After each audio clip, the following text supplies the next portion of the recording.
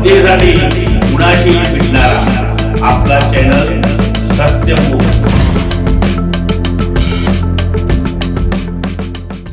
Hatkanangale police Thane हद्दीत दिनांक 28 November रोजी सायंकाळी 9:20 ते 10:30 या वेळेत हातकणंगले नगरपंचायत निवडणूक 2025 अनुषंगाने हातकणंगले नगरपंचायत कार्यक्षेत्रामध्ये मोती तालीम चौक, सोसायटी चौक, दर्गा रोड, शिवाजी चौक, बहुत समाज मंदिर रोड ते एकता चौक, मारुती मंदिर ते बाजारपेठ road, 5 ticket Dange, college Korvi गल्ली ते परत मोती तालीम चौक या मार्गावर रूट मार्च घेण्यात आला।